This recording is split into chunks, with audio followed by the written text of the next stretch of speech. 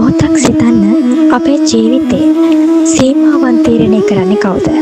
අපේ ඉරණම ලියවෙන්නේ අපේ අතෙන්ද?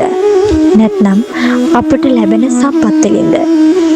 බොහෝ වෙලාවට අපි අපේ අසාර්ථකත්වයන් වලට බාහිර ලෝකයට දෝෂාරෝපණය කරනවා. අපිට ඒ දේ නැහැ, මේ දේ නැහැ කියලා අපි නිතරම මැසිවිලි නගමින් පසුතැවෙනවා. අපේ හීනවලට අපිම වැටකුඩුළු බැඳ ගන්නවා.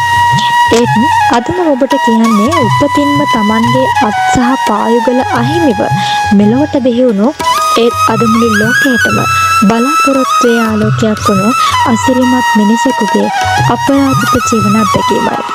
ඔහු නික් වුජසික් 1982 වසරේ ඕස්ට්‍රේලියාවේ මෙලොව උපත ලබන මේ දරුවා දකිද්දී ඔහුගේ මව්පියන් පවා අතිශය කම්පනයට පත් වුණා. නික්ගේ ළමා කාලය මල් යහනාවක් නම් වුණේ නැහැ. පාසල් වියේදී අනිත් දරුවන්ගේ සරදම් සමච්චල් කිරීම සහ සමාජයේ කොන් කිරීම හමුවේ ඔහු දැඩි මානසික පීඩනයකට ලක් වුණා. Taman අනිත් අයට වඩා වෙනස් බව තේරුම් ගනිද්දී ඔහු තනි වුණා.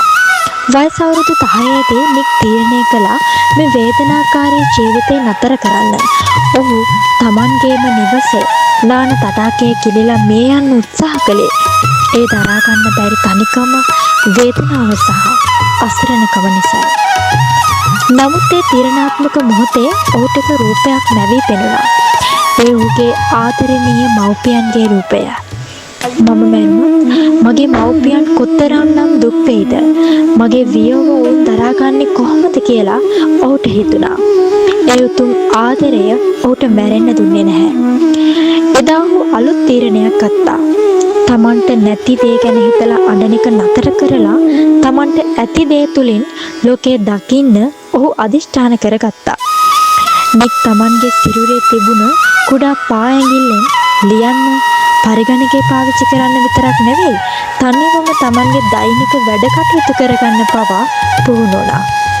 ඔහු 10 වාරයක් වැටෙන්නදී ඒත් ඒ වැටුණු හැම වාරයකම ඔහු උත්සාහ කළේ නැවත නැගිටින්නයි.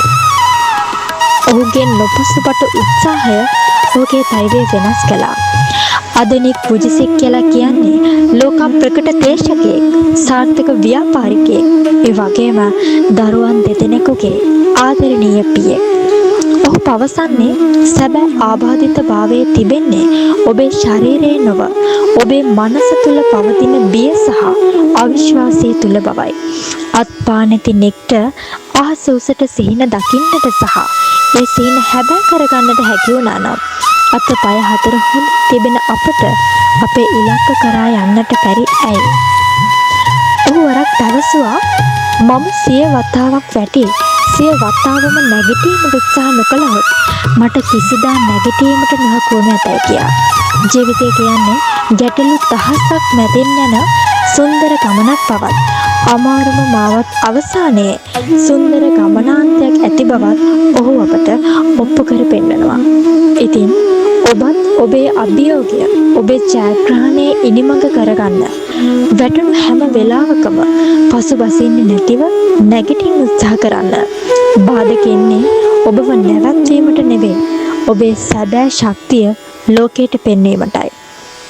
ප්‍රශ්න හමුවේ සැලෙන්න එපා. ඒවට නිර්භීතව මුහුණ දෙන්න.